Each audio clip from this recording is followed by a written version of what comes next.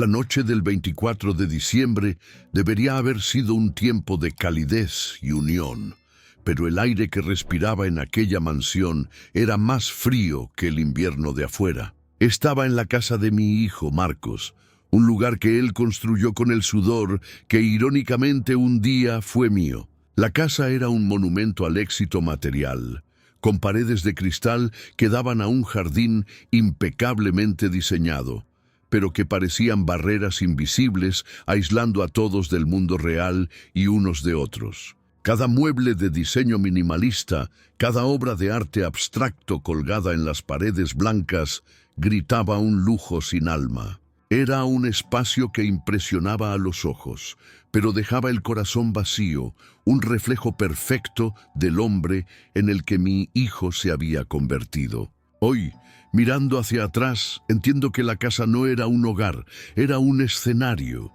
En el centro de la sala de estar, un árbol de Navidad gigantesco intentaba, sin éxito, traer algún espíritu festivo al ambiente.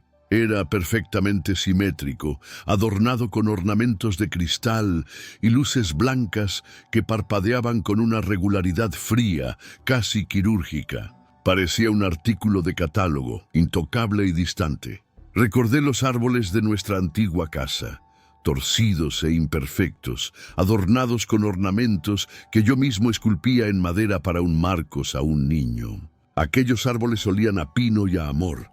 Este olía a ambición y a un vacío perfumado por un ambientador caro. La diferencia entre ellos era la misma diferencia que ahora existía entre el padre y el hijo, que se miraban de lejos en aquella sala.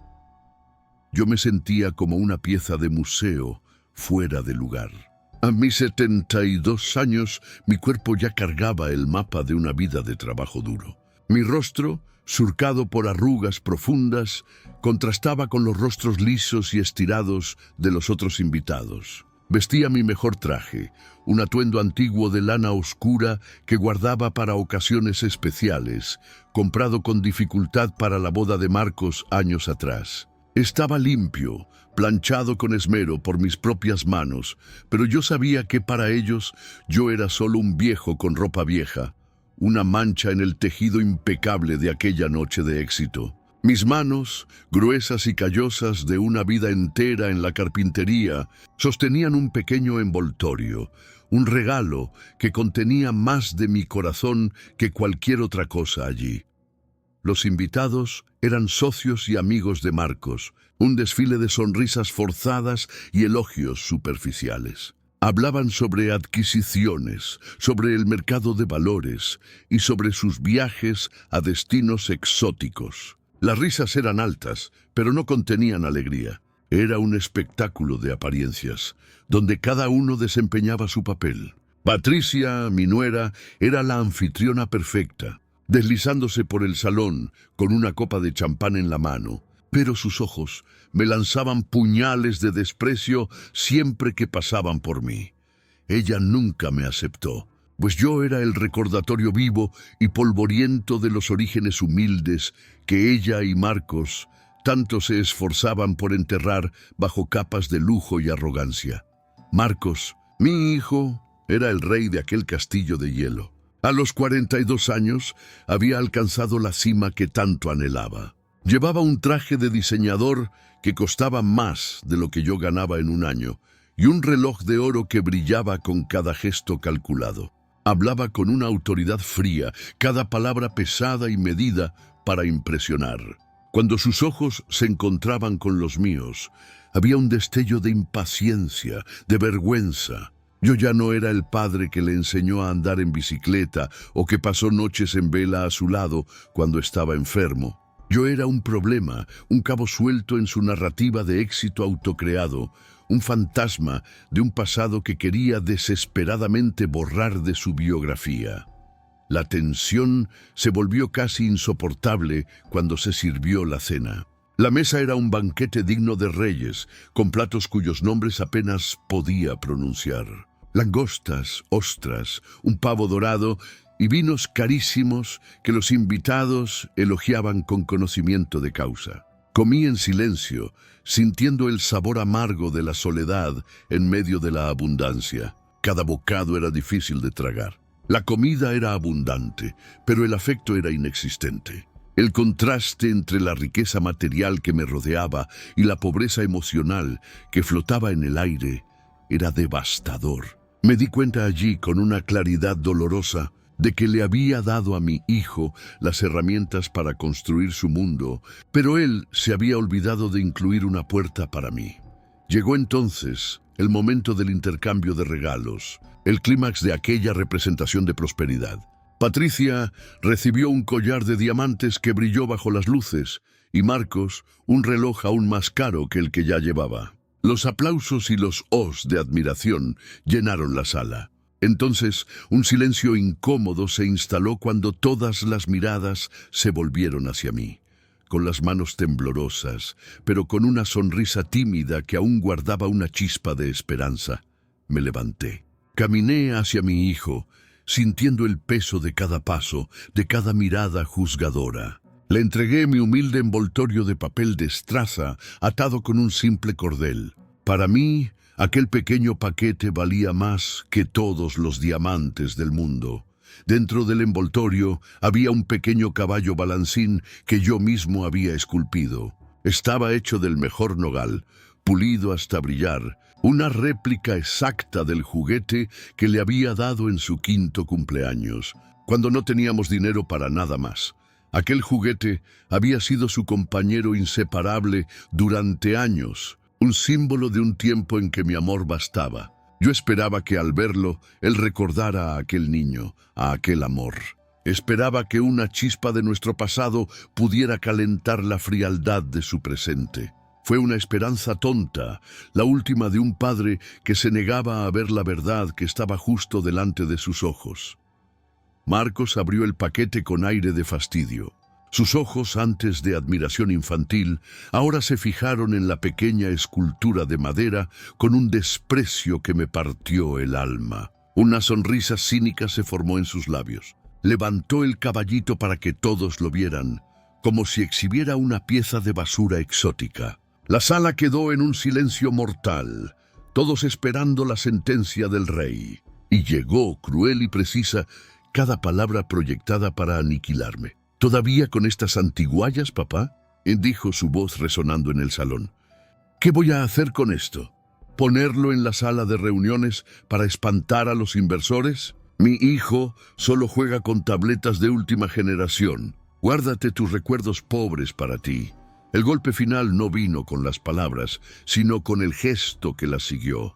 Con un movimiento displicente, arrojó el caballito de madera sobre la mesa. La pequeña escultura, que cargaba décadas de amor y sacrificio, golpeó contra una bandeja de plata con un sonido seco y hueco. Aquel sonido fue el de mi corazón haciéndose añicos. Patricia soltó una risita venenosa y los invitados desviaron la mirada, cómplices silenciosos de mi humillación. Fue un acto público, brutal y definitivo. En ese instante el mundo pareció detenerse y sentí el suelo desaparecer bajo mis pies. El dolor fue tan intenso que me dejó sin aire, una herida invisible que sangraría por mucho tiempo. No lloré, no grité. Una extraña calma descendió sobre mí, una claridad nacida del dolor más profundo. Miré el caballito de madera, tan pequeño e indefenso, sobre aquella mesa abundante, y luego el rostro de mi hijo. El niño que yo amaba ya no estaba allí. En su lugar había un extraño, un hombre consumido por su propia arrogancia. El amor incondicional que sentía dio paso a una resolución fría como el acero. La tristeza se transformó en fuerza. Y fue entonces, en aquel momento de ruina, que la semilla de mi vuelco fue plantada. Un recuerdo emergió de las profundidades de mi mente, el terreno de mi antigua carpintería, la herencia de mi padre, el único bien que Marcos nunca consiguió quitarme. Aquel terreno, que mi hijo siempre consideró un pedazo de tierra inútil y polvoriento, era ahora mi fortaleza. Insistió durante años para que lo vendiera por una miseria, para construir allí otro de sus edificios fríos y sin vida. Pero algo siempre me hizo negarme. Ahora sabía por qué. Aquel pedazo de suelo no era solo tierra, era mi historia, mis raíces, mi dignidad. Y yo sabía, por una conversación casual con un viejo amigo que trabajaba en el ayuntamiento, que aquella zona estaba al borde de una revitalización urbana masiva. En ese instante, mientras el mundo de Marcos celebraba, entendí que el futuro que él tanto codiciaba, la salvación que buscaría, estaba, irónicamente, en las manos callosas del padre que acababa de humillar. La justicia, me di cuenta, tiene formas curiosas y pacientes de encontrar su camino. Y tú, ¿desde qué rincón del mundo sigues estas historias de vida? Deja tu comentario y no te olvides de suscribirte para más lecciones de sabiduría.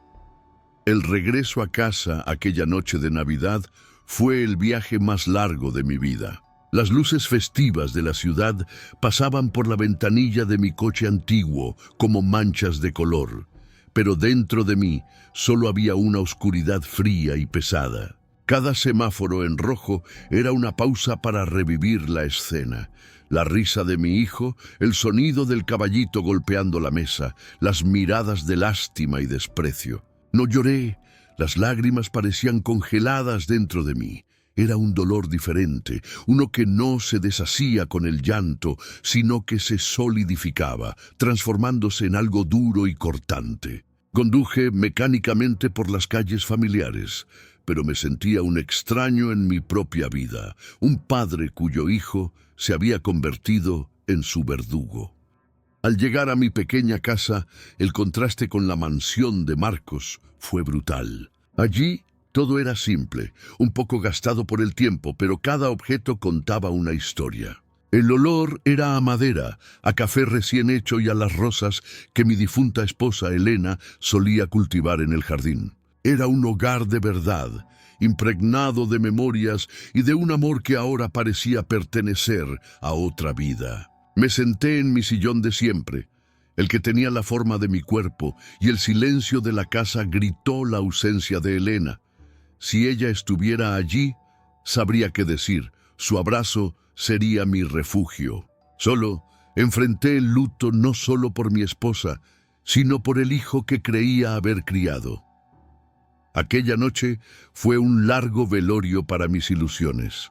No pude dormir. Me levanté y fui hasta la estantería donde guardaba los álbumes de fotografía. Abrí una página amarillenta por el tiempo y allí estaba él, Marcos, con sus 5 años, sonriendo de oreja a oreja, abrazado al caballo balancín original. Sus ojos brillaban con una inocencia que parecía imposible que se hubiera perdido de forma tan completa. Pasé mis dedos callosos sobre la fotografía, intentando reconectar con aquel niño, intentando entender en qué punto del camino se perdió, o en qué punto lo perdí yo. El dolor de la traición era abrumador, pues veía en aquellas fotos no solo a mi hijo, sino todos los sueños que Elena y yo depositamos en él. Cuando el sol de la mañana de Navidad salió, algo en mí había cambiado. El dolor todavía estaba allí, una brasa ardiente en mi pecho, pero sobre ella había una nueva capa de determinación fría. Hice mi café, me senté a la mesa de la cocina y miré el caballito de madera que había recogido de la mesa de Marcos antes de irme. Él no lo quería, pero para mí, aquel objeto se había convertido en un símbolo. Ya no de un amor rechazado, sino de una promesa que me hacía a mí mismo, la de que mi dignidad, construida con tanto esfuerzo a lo largo de 72 años, no sería convertida en basura por nadie, ni siquiera por mi propio hijo. Aquel sería el último día en que me sentiría una víctima.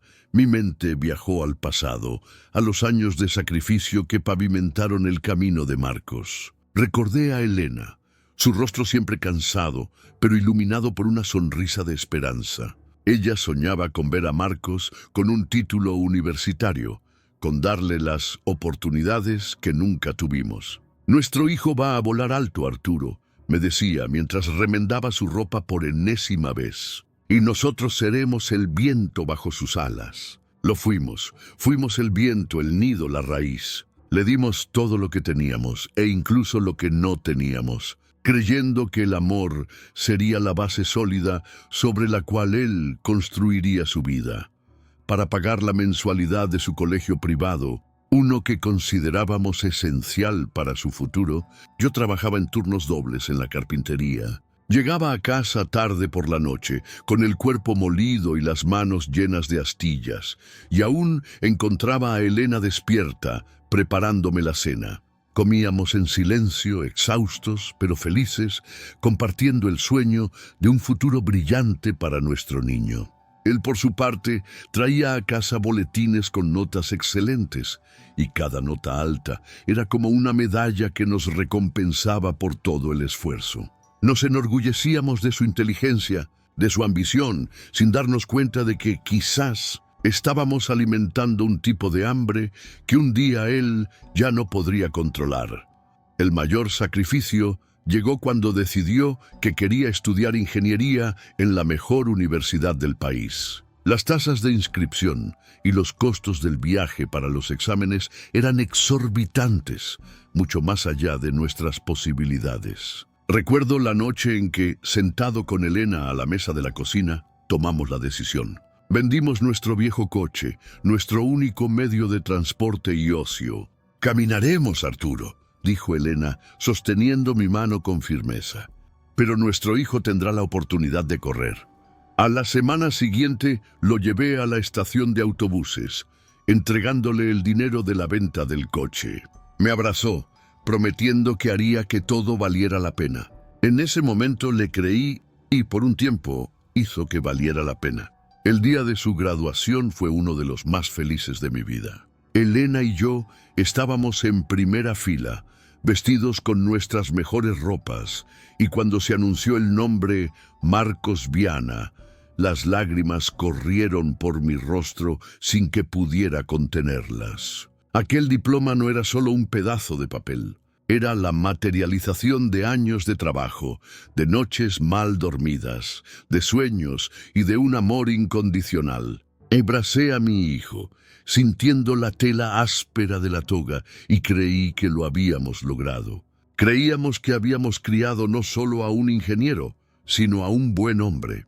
La realidad, sin embargo, comenzaría a revelarse de forma lenta y dolorosa. Las primeras fisuras en nuestra relación comenzaron a aparecer cuando Marcos consiguió su primer empleo en una gran constructora. Se mudó a un apartamento moderno y poco a poco nuestras visitas se volvieron menos frecuentes. Recuerdo una tarde en que aparecí por sorpresa en su oficina para llevarle su pastel favorito que Elena había hecho. Me recibió en el pasillo con una sonrisa forzada, claramente avergonzado por mi apariencia, con mi ropa de trabajo sencilla y mis botas sucias de serrín. Tomó el pastel rápidamente, agradeció sin invitarme a entrar y dijo que estaba en una reunión importante. Fue la primera vez que sentí que mi presencia lo avergonzaba. La llegada de Patricia a su vida aceleró ese proceso de distanciamiento. Ella venía de una familia adinerada y veía en Marcos la ambición que encajaba con la suya. Para ella, nosotros éramos el pasado rústico e indeseado del hombre que ella estaba puliendo. Sus críticas eran sutiles al principio, disfrazadas de sugerencias. «Arturo, deberías pensar en mudarte a un apartamento más pequeño. O Marcos, querido, quizás tu padre se sentiría más cómodo con ropa nueva».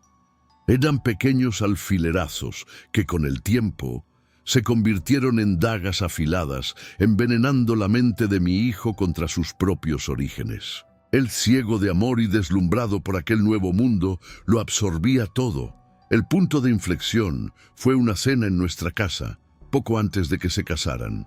Patricia miró nuestros muebles, la mayoría hechos por mí, y soltó con una risa de desdén: «Es todo muy auténtico, casi rústico. Cuando nos casemos, Marcos, nuestra casa será un ejemplo de diseño contemporáneo».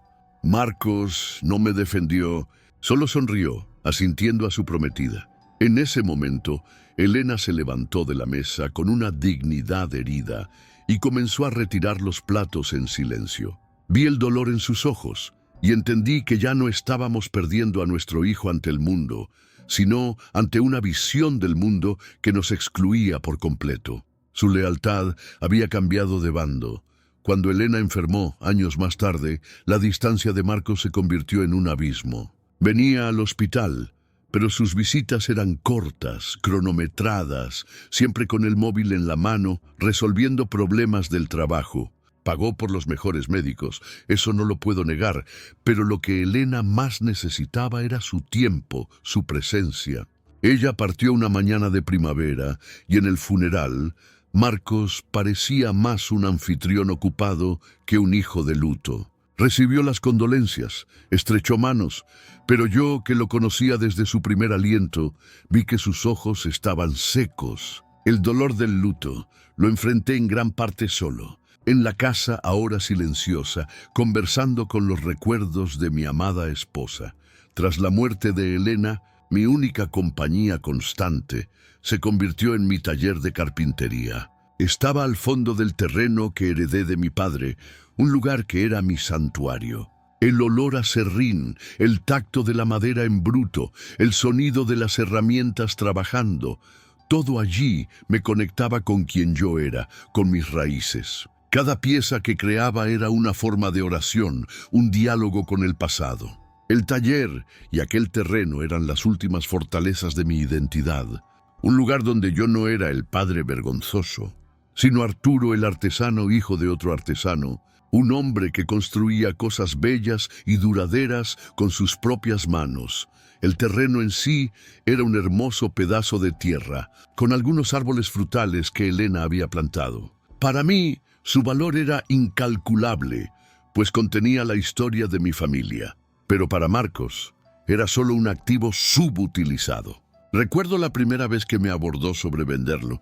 Cerca de un año después de la muerte de Elena, llegó con planos y proyectos, hablando sobre el potencial de mercado, sobre construir un edificio de apartamentos de lujo en el lugar.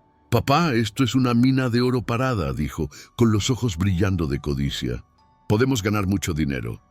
Lo escuché pacientemente y al final dije un no, tranquilo, pero inquebrantable. Él no aceptó mi negativa. Volvió otras veces, cada vez más impaciente. En una ocasión, trajo a 2 socios consigo, hombres con sonrisas depredadoras y trajes caros. Me ofrecieron una cantidad que para ellos debía parecer generosa, pero que yo sabía que era una fracción del valor real de la tierra. Era una oferta ofensiva, un reflejo claro de lo poco que ellos y mi hijo me valoraban. Me sentí como un viejo tonto al que intentaban engañar. Los eché con la misma firmeza de siempre, pero esta vez vi un brillo de rabia peligrosa en los ojos de Marcos. No podía entender por qué me aferraba a aquel pasado polvoriento cuando el futuro que él ofrecía era tan brillante.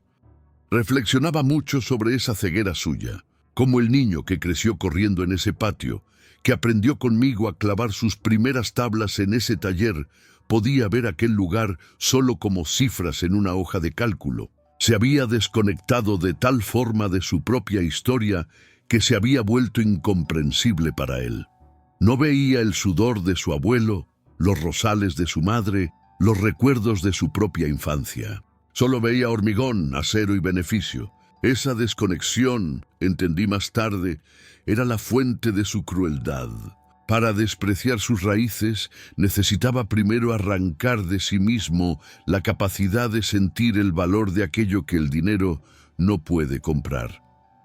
Algunas semanas antes de aquella fatídica noche de Navidad, había recibido una carta. Era de Miguel, un amigo de la infancia que se había convertido en un urbanista respetado en el ayuntamiento. No nos veíamos desde hacía años, pero me escribió para contarme sobre sus planes de jubilación y casi como una postdata mencionó los estudios para un gran proyecto de revitalización urbana que transformaría toda nuestra región. Si todavía tienes el terreno de tu padre, Arturo, no lo vendas por cualquier precio. Eso va a valer una fortuna, escribió. En ese momento leí la carta con un interés pasajero, guardándola en un cajón sin darle la debida importancia. La codicia nunca fue mi consejera.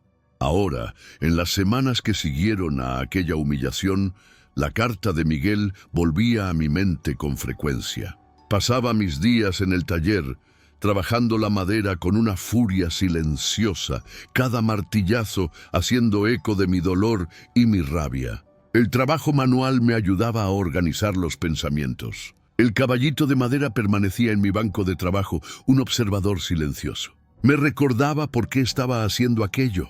No era por venganza, me repetía a mí mismo, sino por justicia. Era para demostrar que el valor de un hombre no se mide por su cuenta bancaria, sino por la fuerza de su carácter y el respeto a sus orígenes. Pronto, los rumores sobre los problemas financieros de Marcos comenzaron a llegar a mí, traídos por antiguos vecinos que aún mantenían contacto. Su constructora se había endeudado fuertemente en proyectos ambiciosos que no dieron el retorno esperado. Estaba desesperado y la única salida que veía era un gran y nuevo proyecto, uno que pudiera levantar su empresa y su reputación. La ironía era que este proyecto de salvación dependía de la adquisición de una serie de terrenos, siendo el mío el más estratégico de todos. Estaba en una trampa que él mismo había construido con su arrogancia y aún no lo sabía. Entonces sonó el teléfono. Era él, la primera vez que me llamaba desde Navidad. Mi corazón dio un estúpido salto de esperanza, pensando que quizás llamaba para disculparse. Pero su voz era fría, directa, sin ningún rastro de remordimiento. «Papá, tenemos que ser prácticos. Te estoy haciendo una nueva oferta por el terreno. Es mi última palabra». La oferta era ridícula, un insulto a mi inteligencia. Respiré hondo, sintiendo la esperanza morir una vez más, y respondí con una calma que lo desarmó.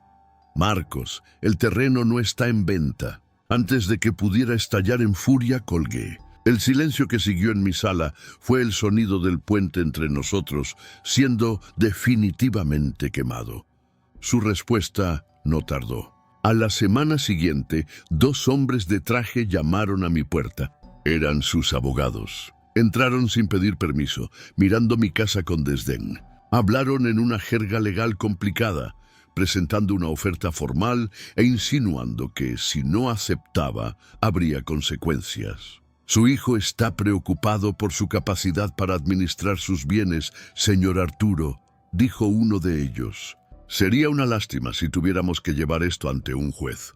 La amenaza era clara. Intentarían declararme incapaz para tomar lo que era mío. Aquel fue el golpe más bajo, la prueba final de que ya no había límites para su crueldad. Aquel día, el miedo me visitó por primera vez. La idea de ser encerrado en un asilo, de que me robaran mi libertad y mi dignidad, me aterrorizó. Pero, en el fondo de ese miedo, encontré una fuerza que no sabía que poseía. Recordé las palabras de Elena: «Eres fuerte como un roble, Arturo». Decidí que no me doblegaría. Tomé mis ahorros, el dinero que guardaba para una emergencia, y busqué un abogado.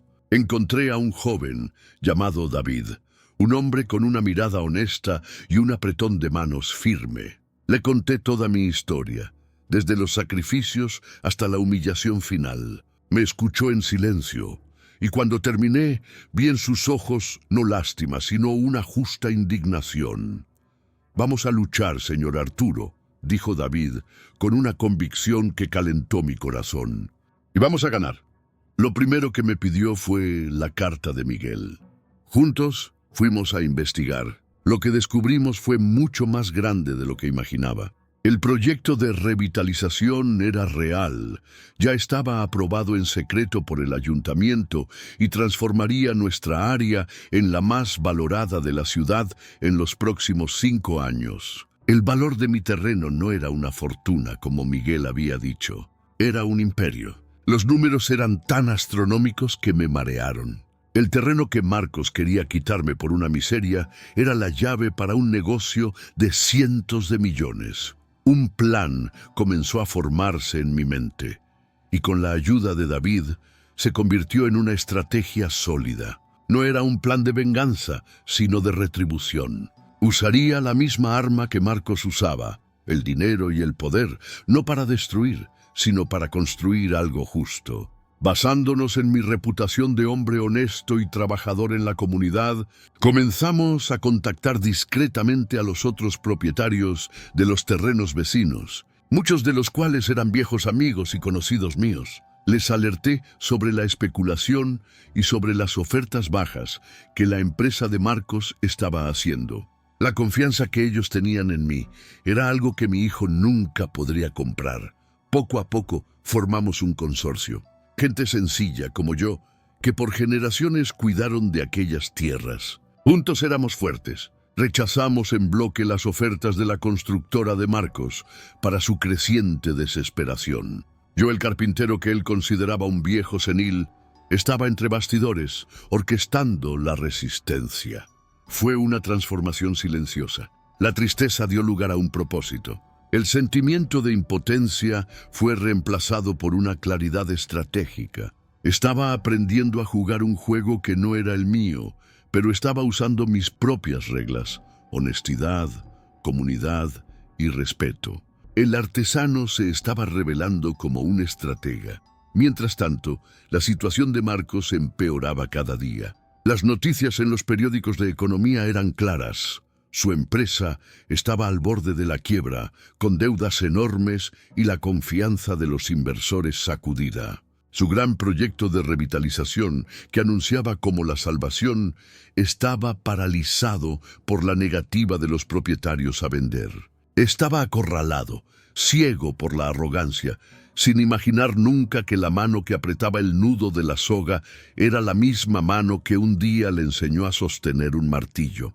La ironía de la situación era casi poética, una lección que el destino parecía estar escribiendo con una caligrafía implacable. El siguiente paso de nuestro plan era el más audaz. Encontramos un grupo de inversores serios, presentados por David, que vieron el potencial de nuestro consorcio. No solo querían lucrarse, sino invertir en un proyecto con alma, un desarrollo urbano que respetara a la comunidad. Con su apoyo, hicimos el movimiento final. Vendí formalmente mi terreno a nuestro propio consorcio, por su valor de mercado real, una cantidad que transformó mi vida de la noche a la mañana.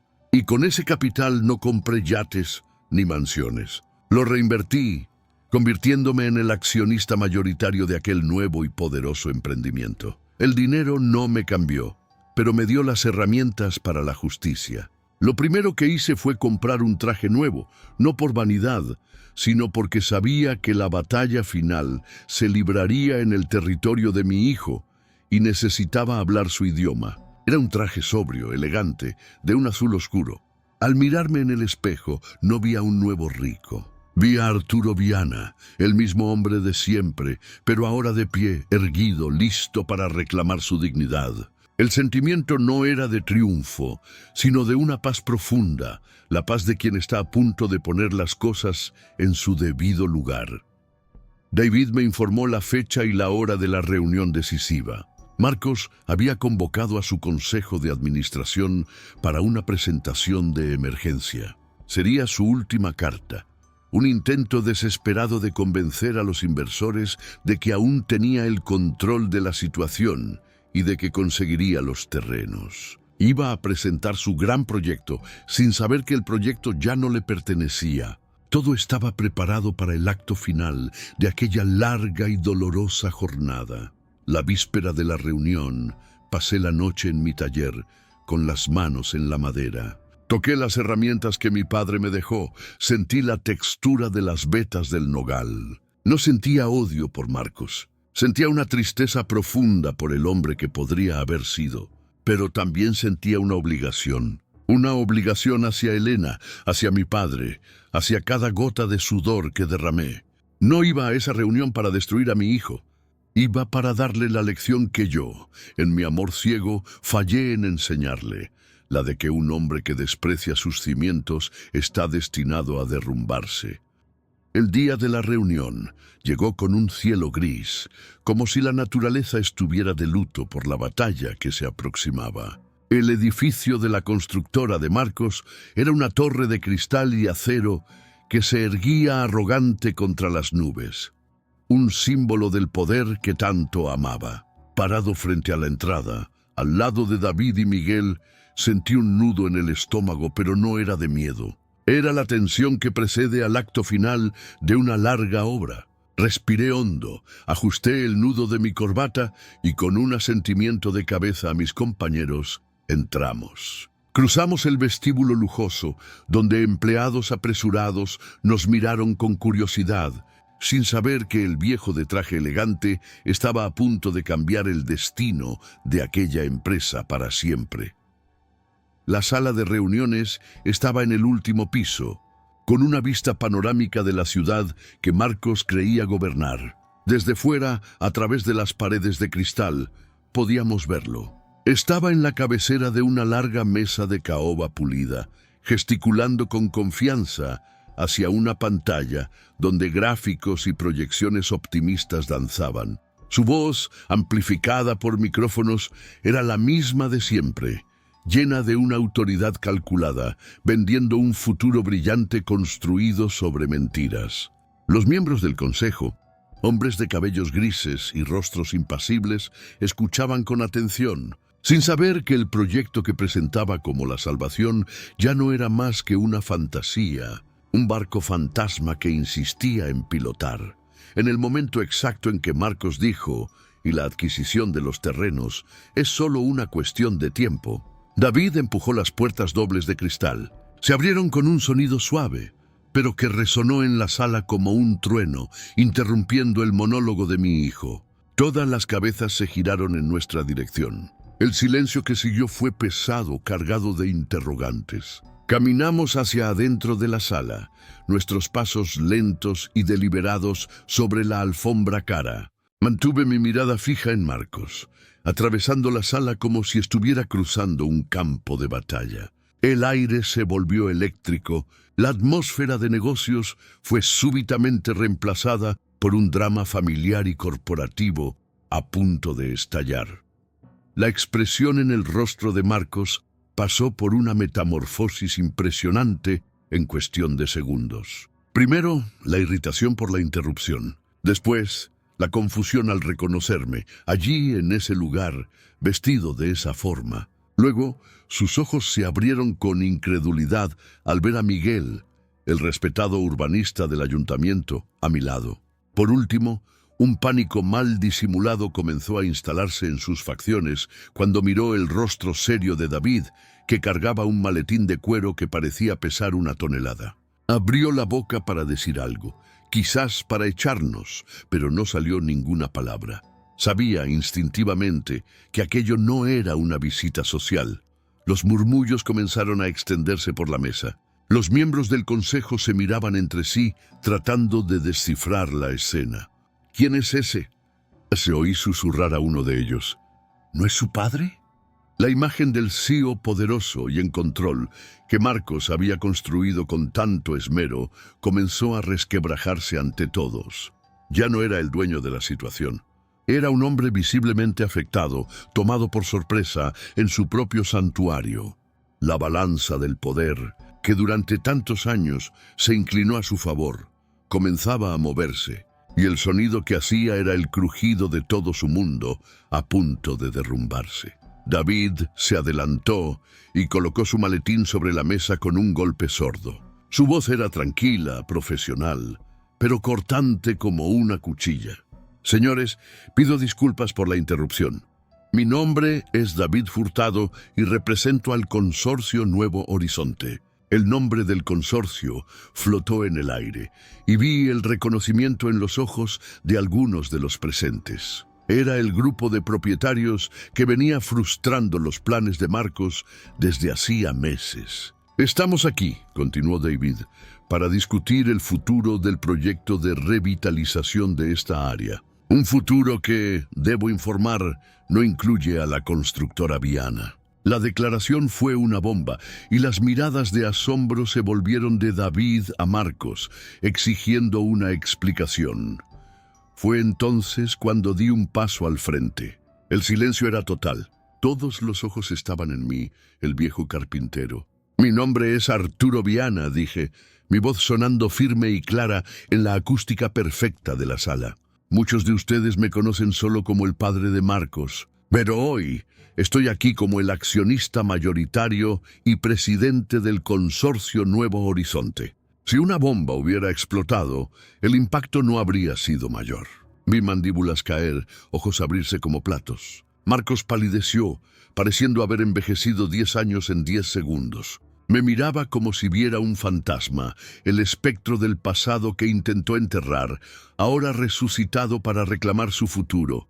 Continué, mi voz ganando fuerza con cada palabra. Este consorcio fue formado por los propietarios originales de la tierra, personas honestas a quienes su CEO, aquí presente, intentó engañar con ofertas insultantes, usando presión y amenazas para robar lo que era suyo por derecho. Abrí el maletín que David cargaba y esparcí sobre la mesa los informes de tasación de los terrenos, mostrando los valores reales, exponiendo el fraude de Marcos ante todos sus socios de negocios. Nos subestimó a todos. Pensó que nuestra sencillez era sinónimo de estupidez. Pero nos unimos, protegimos lo que era nuestro y creamos algo mucho más poderoso que su codicia. Entonces, asesté el golpe personal, la verdad que lo destruiría por completo. En cuanto al terreno clave, el de la antigua carpintería de mi familia, hice una pausa, dejando que la tensión creciera. Lo vendí a nuestro consorcio por su valor de mercado justo. Un valor que me permitió, junto a inversores que aprecian el honor y la palabra, asumir el control accionarial de todo el emprendimiento. Coloqué mi mano callosa, la mano de un trabajador, sobre aquella mesa lisa y cara, un gesto simbólico de posesión. El terreno que despreció, la herencia que intentó quitarme, se ha convertido en el cimiento de un nuevo proyecto. Un proyecto que ahora está bajo mi mando. Para sellar el destino de Marcos, Miguel tomó la palabra. Su reputación como urbanista era impecable, y su palabra tenía peso de ley en ese medio. Señores, el plan original de la constructora Viana ya no tiene viabilidad, anunció en tono oficial. El ayuntamiento dará todo el apoyo al proyecto del consorcio Nuevo Horizonte, que prevé no solo el desarrollo comercial, sino la construcción de viviendas dignas, a parques y un centro de oficios para la comunidad local. Es un proyecto con alma, con respeto a la historia del lugar. Con esa declaración, no solo validó nuestra toma de control, sino que también aniquiló públicamente la visión depredadora de Marcos. Marcos finalmente se levantó, temblando, el rostro rojo de furia y humillación. Esto es un absurdo, una mentira. «Papá, no puedes hacerme esto», tartamudeó, su voz perdiendo toda autoridad.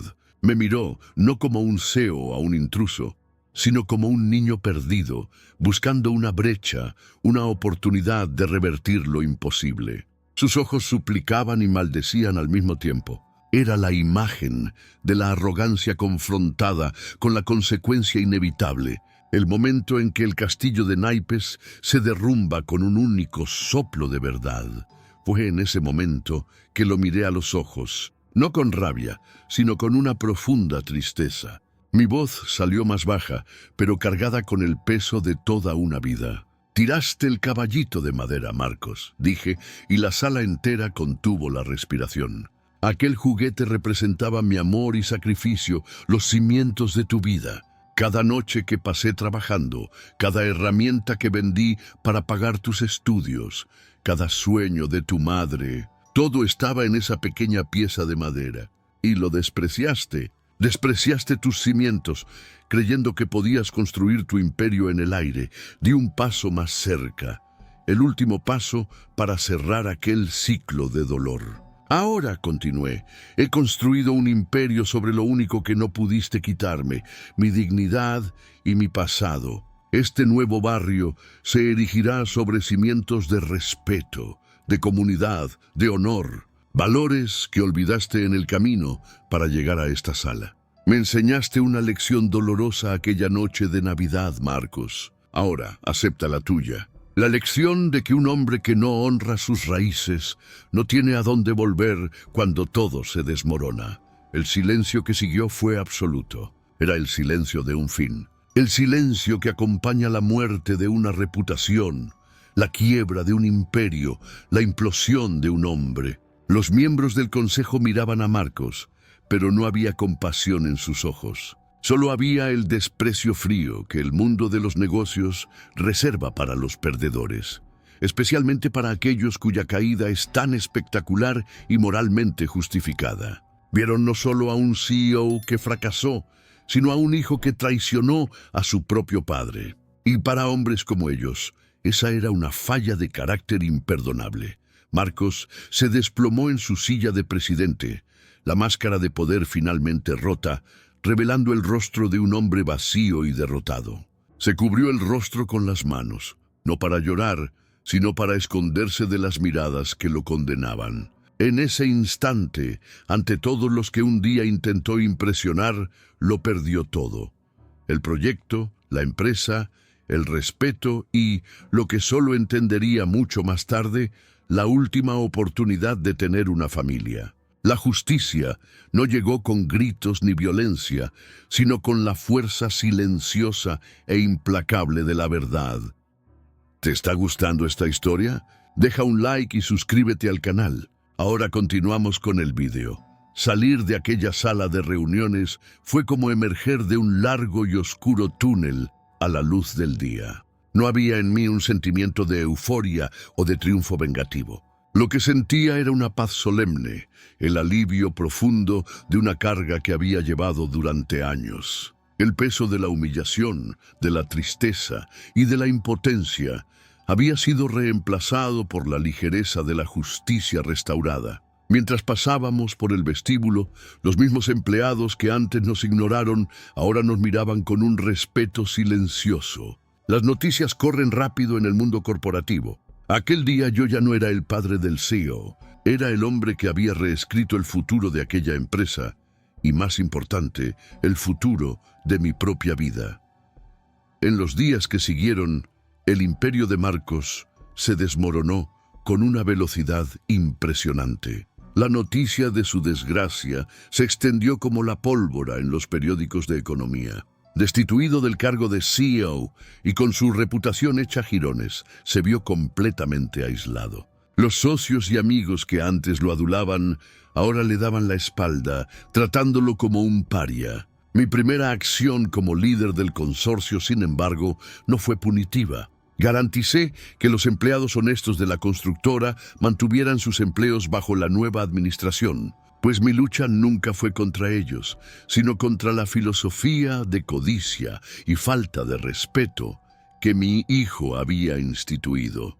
Mi vida, por otro lado, floreció de una forma que nunca imaginé. El dinero, que para Marcos era un fin en sí mismo, se convirtió para mí en una herramienta para honrar el pasado y construir un futuro mejor. Me negué a mudarme a una mansión. En cambio, usé parte de los recursos para reformar mi antigua casa, preservando el alma del lugar que Elena y yo construimos. Mi mayor alegría, sin embargo, era supervisar nuestro gran proyecto. Pasaba mis días en la obra, con el casco en la cabeza y los planos en la mano, conversando con los ingenieros y trabajadores, garantizando que cada ladrillo se asentara con el propósito de crear una comunidad, no solo un proyecto inmobiliario. El proyecto Nuevo Horizonte se convirtió en mi gran obra, el legado de mi vida. Insistí en que el corazón del nuevo barrio fuera un gran centro comunitario, con talleres de artesanía, una biblioteca, un parque para los niños y viviendas de calidad a precios justos. Quería crear un lugar donde las raíces fueran celebradas, no escondidas, donde el valor de una persona no se midiera por su saldo bancario, sino por su contribución a la comunidad. Encontré una nueva familia en mi equipo, en David, que se convirtió en un hijo para mí, y en los residentes del barrio, que me veían no como un magnate, sino como uno de ellos. La soledad que me acechaba dio paso a una vida plena de propósito y conexiones verdaderas. Mientras yo construía, Marcos deconstruía su vida. La consecuencia más amarga para él, quizás, fue el abandono de Patricia. Su esposa, cuyo amor cotizaba en la bolsa de valores del estatus y la riqueza, pidió el divorcio tan pronto como se dio cuenta de que el pozo de lujo se había secado. Lo dejó sin mirar atrás, llevándose consigo joyas y obras de arte, los últimos vestigios de la vida que había perdido. Solo y quebrado, se vio obligado a vender la mansión fría y minimalista para saldar una parte de sus abrumadoras deudas. Fui testigo de su caída desde lejos, con una tristeza serena, comprendiendo que solo estaba cosechando los frutos amargos que él mismo plantó con tanta arrogancia. Pasó un año de trabajo arduo, de desafíos y, sobre todo, de sanación. El día de la inauguración del Centro Comunitario Elena Viana amaneció con un sol radiante. El lugar estaba vibrante, lleno de vida. Niños corrían por el parque, familias hacían picnics en el césped y una música suave sonaba, mezclándose con las risas y conversaciones. El nombre de mi amada esposa estaba grabado en una placa de bronce en la entrada, y yo sabía que ella estaría orgullosa, no por la grandiosidad de la obra, sino por el espíritu de unión y esperanza que representaba. Aquel lugar era la prueba de que el amor, al final, construye cosas mucho más duraderas que la ambición. Yo no estaba en el escenario, dando un discurso como una autoridad. Mi lugar era otro. Estaba en uno de los nuevos talleres de carpintería del centro, con las mangas de la camisa arremangadas, enseñando a un grupo de jóvenes aprendices a sentir el alma de la madera. El olor a serrín llenaba el aire, y la alegría que sentía era pura y simple. Ver el brillo en los ojos de aquellos jóvenes, la concentración en sus rostros, mientras aprendían un oficio que atravesó generaciones en mi familia, era la mayor recompensa que podría tener.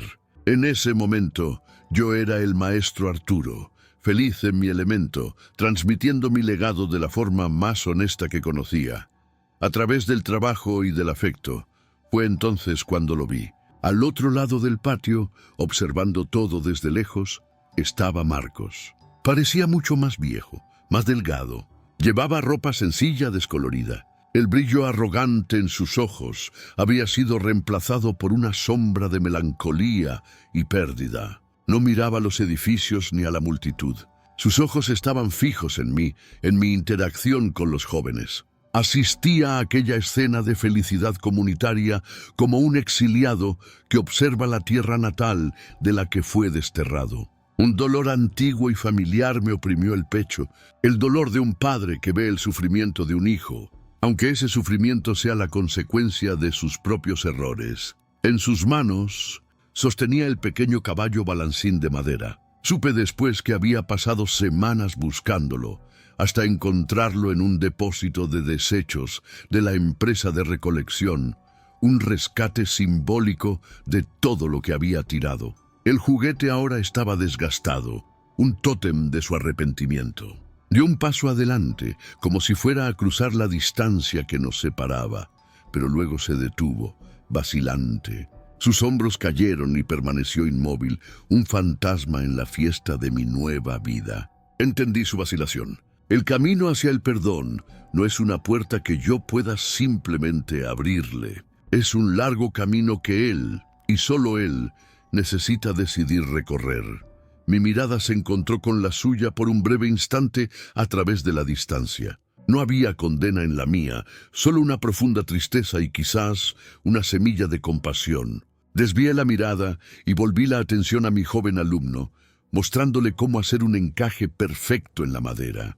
La vida continúa, y la mía ahora estaba enfocada en el futuro, en aquellos que querían aprender a construir y no a destruir. Si Marcos encontraría algún día la paz, no lo sabía. Pero yo había encontrado la mía, y era sólida y bien construida como un mueble hecho por las manos de un artesano que respeta sus cimientos. La justicia, al fin y al cabo, no trata sobre venganza o destrucción. Trata sobre reequilibrio, trata sobre restaurar la dignidad y demostrar que los valores que parecen anticuados, honor, respeto, amor familiar, son, en realidad, las vigas maestras que lo sostienen todo. Mi viaje fue doloroso, una prueba de fuego que quemó mis ilusiones, pero que forjó en mí una fuerza que desconocía. Aprendí que la verdadera riqueza no está en lo que acumulamos en cajas fuertes, sino en los legados que dejamos en los corazones de las personas y en la comunidad que ayudamos a florecer. Y la lección final que este vuelco me enseñó es que los cimientos que despreciamos, las raíces que intentamos cortar, nunca mueren de verdad. Permanecen dormidas bajo la tierra, esperando.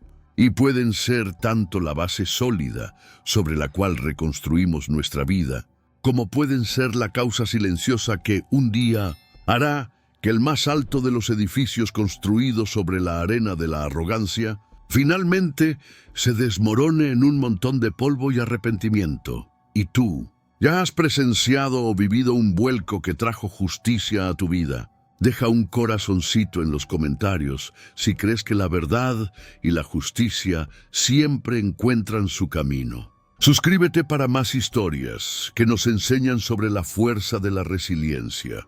Comenta, la sabiduría prevalece. Si tú también te inspiras en estas jornadas de superación.